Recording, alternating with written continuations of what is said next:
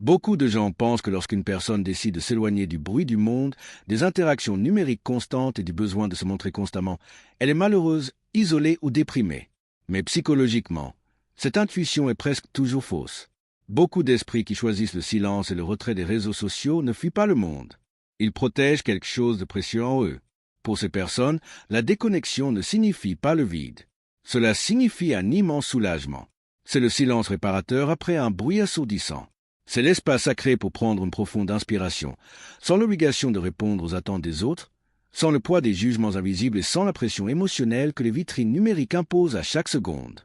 Alors que la société moderne met en place la connexion constante et l'exposition publique comme seule forme valide de réussite et de bonheur, une psychologie plus profonde révèle que choisir la distanciation numérique peut être une décision consciente, extrêmement saine et mature, prise précisément par des individus ayant atteint un très haut niveau de connaissance de soi.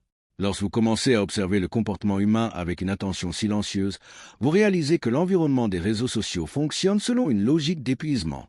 Pour l'esprit analytique, chaque notification, chaque publication et chaque interaction superficielle ne sont pas que des données à l'écran, mais plutôt des exigences émotionnelles déguisées. Avec le temps, l'intelligence émotionnelle nous enseigne une leçon difficile mais libératrice. Être disponible pour tout et pour tout le monde coûte trop cher. Le prix facturé est votre tranquillité d'esprit. En termes psychologiques, la coexistence forcée avec le flot incessant d'opinions, de vanité et de validation superficielle cesse d'être un divertissement neutre et est associée par le cerveau à un état constant de tension, de vigilance et de fatigue. C'est un conte qui ne se ferme tout simplement pas. Quand vous êtes immergé dans cet environnement, le corps et l'esprit restent dans un état voilé d'alerte, traitant les drames des autres, les comparaisons esthétiques et les discours creux. Mais quand vous décidez de prendre du recul et de vous éteindre, les muscles de votre esprit se détendent. La poitrine se dilate, le système nerveux trouve enfin un point d'équilibre. Vous choisissez de vous retirer non pas parce que vous détestez l'humanité, mais parce que vous réalisez que la plupart des interactions numériques demandent un travail émotionnel absurde, l'effort pour maintenir les apparences, la lassitude de tolérer la futilité et l'obligation voilée d'applaudir des vies répétées, sans aucun retour réel d'énergie.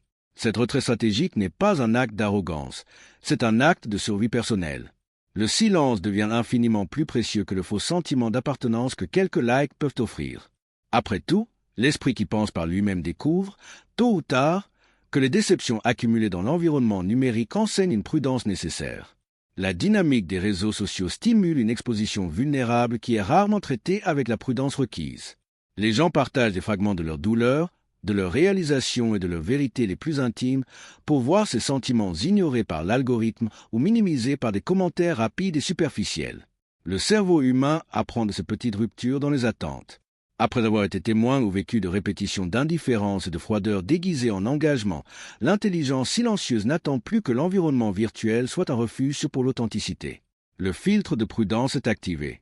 Au lieu de continuer à investir son énergie émotionnelle dans l'espoir d'être vraiment compris par un groupe d'inconnus ou de connaissances éloignées, la personne mature préfère rassembler ses attentes, établir une distance saine. Être hors du flux semble bien plus sûr car il n'y a pas de risque imminent que votre immobilité soit mal interprétée, que vos valeurs soient réduites à des métriques ou que votre sensibilité soit qualifiée de fragilité. La déconnexion devient un environnement parfaitement contrôlé, prévisible et émotionnellement stable. Une personne qui développe un monde intérieur riche et structuré perd le besoin de chercher des stimuli artificiels toutes les 5 secondes. La psychologie démontre que les individus qui évitent consciemment l'exhibitionnisme numérique sont souvent des penseurs profonds, qui traitent la vie de l'intérieur vers l'extérieur. Ils réfléchissent à ce qu'ils lisent, analysent les nuances de leurs propres émotions et cherchent le sens des événements, plutôt que de simplement réagir au prochain stimulus visuel.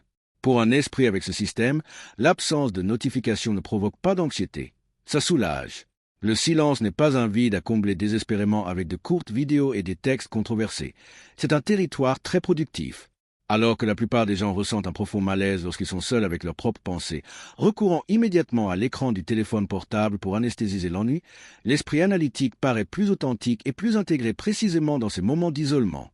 Lorsque le cerveau est déjà naturellement actif et rempli de réflexion, l'excès de bruit extérieur se transforme en pollution mentale. Le bavardage oisif des réseaux et la recherche incessante de validation sociale interrompent le flux de la pensée critique. La distance vous donne l'oxygène nécessaire pour penser clairement, ressentir profondément et simplement exister sans perturbation commerciale ou sociale. Il ne s'agit pas d'ennui, mais d'autorégulation émotionnelle. C'est précisément pour cette raison que les personnalités plus mûres et intelligentes préfèrent des interactions profondes, directes ou des liens significatifs avec quelques personnes, plutôt que de se perdre dans la mer de superficialité des grands groupes virtuels. Ce n'est pas un comportement antisocial, c'est juste une manière beaucoup plus raffinée et sélective de digérer le monde. Il y a aussi un facteur crucial lié à une indépendance émotionnelle profonde. Beaucoup de personnes qui aujourd'hui choisissent le silence et évitent les pièges de la validation numérique ont appris à ne compter que sur elles-mêmes dès leur plus jeune âge. Peut-être ont-ils grandi dans des environnements où leurs questions ne trouvaient pas de réponse facile, où ils devaient mûrir à l'avance, assimilant la leçon que le soutien extérieur n'est pas toujours garanti ni constant. Cette trajectoire façonne une structure de personnalité psychologiquement indépendante. Ceux qui ont appris à s'accueillir, à déchiffrer leur propre nœud intérieur et à calmer leur propre tempête sans avoir besoin d'un public, développent une sorte d'immunité face aux besoins d'approbation virtuelle. Avec le temps, l'habitude de chercher les applaudissements des autres perd complètement son sens, car ces personnes ont transformé leur propre esprit en leur refuge le plus sûr. Ils ne comptent pas sur les commentaires positifs pour connaître leur propre valeur, ni sur les vues pour confirmer que leur vie est intéressante. Cette solidité interne change les règles du jeu. Le choix d'être hors de la lumière numérique ne découle pas d'un rejet du monde, mais plutôt du fait que l'individu n'a pas besoin du monde virtuel pour rester émotionnellement stable. Lorsque vous atteignez ce niveau d'autonomie, vous devenez extrêmement exigeant avec le type d'énergie qui vous permet d'entrer dans votre routine. L'une des vérités psychologiques les plus dévastatrices et aiguës sur le comportement humain est qu'il n'y a pas de plus grande solitude que celle que nous ressentons lorsque nous sommes entourés des mauvaises personnes. Et l'environnement des réseaux sociaux est le plus grand catalyseur de ce sentiment. Combien de fois vous êtes-vous retrouvé à faire défiler une page pleine de sourires, de fêtes et de connexions apparentes, tout en ressentant un immense vide à l'intérieur? Combien de fois l'esprit intelligent réalise-t-il que participer à ces interactions numériques ressemble à une performance théâtrale, où tout le monde fait semblant d'être incroyablement heureux, intéressé et épanoui? Face à cette prise de conscience, ceux qui ont une maturité émotionnelle prennent une décision radicale, fondée sur l'honnêteté et le respect de soi. Ils préfèrent la solidité de leur propre entreprise à la fatigue d'une connexion vide. Si une interaction n'est pas authentique, s'il n'y a pas de réciprocité réelle, ou si le contact ne sert qu'à nourrir l'ego des autres, l'esprit analytique préfère se retirer en silence. C'est un choix qui démontre une santé mentale enviable. Il ne s'agit pas d'une question d'isolement défensif ou d'amertume, mais plutôt d'un refus absolu de négocier son authenticité en échange d'une approximation temporaire et artificielle. Le retrait des réseaux sociaux par des personnes mentalement vives, en essence, un filtre de qualité de vie. Quand vous cessez de vous forcer à vous intégrer dans des dynamiques qui épuisent votre force et compromettent votre intégrité, l'attention change complètement. Vous arrêtez de courir après les connexions de masse et commencez à valoriser la densité de ce qui reste. La présence de soi devient suffisante tant que les liens réels, profonds et ça ne se manifeste pas dans le monde physique. Rester à l'écart de l'écosystème des algorithmes ne signifie pas que vous avez coupé les liens avec la réalité ou que vous êtes devenu quelqu'un d'incapable d'aimer et de vivre avec lui. Cela signifie simplement que vous avez découvert la valeur inestimable de votre vie privée et appris à protéger votre temple mental des déchets émotionnels qu'Internet produit au quotidien. Cette posture silencieuse crée un contraste frappant dans la société du spectacle. Alors que la plupart courent désespérément pour s'assurer une place sur la scène virtuelle, affichant chaque repas, chaque réussite professionnelle et chaque fragment de relation dans le but de prouver qu'ils existent et qu'ils sont heureux, l'observateur silencieux observe tout depuis un coin de la salle, sans la moindre envie de monter sur scène. Il sait que le vrai bonheur n'a pas besoin de témoins pour être réel. Vous savez que les moments les plus beaux, intenses et transformateurs de la vie surviennent au moment exact où l'écran du téléphone portable s'éteint. Il y a une élégance froide et maîtrisée à garder ses plans, ses pensées et ses propres victoires uniquement pour soi-même ou pour ces très rares personnes qui ont gagné le droit d'accéder à son intimité. Ce détachement de l'approbation publique agit comme un bouclier psychologique de haute résistance qui empêche les oscillations du monde extérieur de faire ébranler les structures de son équilibre interne. L'esprit qui choisit de ne pas participer à l'équipement numérique gagne un avantage cognitif et émotionnel gigantesque, le temps et la concentration nécessaires pour construire une vraie vie.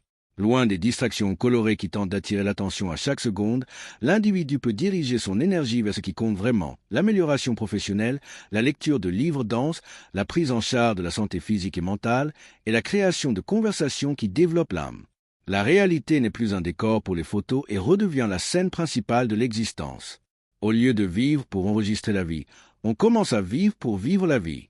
Ce sauvetage de la présence et de la pleine conscience guérit l'anxiété chronique qui tourmente notre génération, en retrouvant cette routine calme, naturelle et rythmique que l'humanité connaissait avant de devenir otage des écrans. Alors, Si vous ressentez souvent une envie irrésistible de désactiver vos comptes, de disparaître de la carte numérique pendant des semaines et de simplement vous immerger dans la tranquillité de votre routine sans donner d'explication à personne, comprenez-le une bonne fois pour toutes. Il n'y a absolument rien qui cloche chez vous. Ce désir n'est ni un symptôme de faiblesse sociale, ni un signe d'épuisement dépressif. La grande majorité du temps, c'est votre instinct de survie psychologique qui hurle fort, vous avertissant que votre tolérance à la futilité est terminée et que votre âme a urgemment besoin de sauver la paix volée par l'excès d'informations. C'est un signe clair que vous avez appris à identifier avec précision chirurgicale ce qui draine vos énergies et ce qui protège votre santé mentale. Tu as cessé d'échanger ton bien-être émotionnel contre un faux sentiment de proximité avec des personnes qui connaissent à peine ton essence. En choisissant l'honnêteté d'une vie réservée plutôt que le mensonge d'une vie surexposée, vous prenez les rênes de votre destin émotionnel. Cela ne signifie pas que vous vivrez enfermé dans une grotte pour toujours ou que vous rejetterez toute forme d'affection humaine. Cela signifie simplement que vos critères de sélection sont devenus infiniment plus affinés. Vous n'acceptez plus d'attention, vous ne vous soumettez plus au jeu de statut, et vous ne passez plus votre temps précieux à vous disputer avec des avatars sans visage dans les boîtes de commentaires sur Internet. Jusqu'à ce que des liens émergent, mutuellement enrichissants. Sur mature et basé sur la vie réelle, vous choisissez avec une grande fierté et sérénité de profiter de votre propre compagnie. Après tout, un esprit qui a appris à se suffire a découvert le plus grand secret de l'intelligence émotionnelle. Choisir d'être seul par pur respect de soi n'est pas de la solitude, c'est la forme la plus haute et la plus pure de liberté.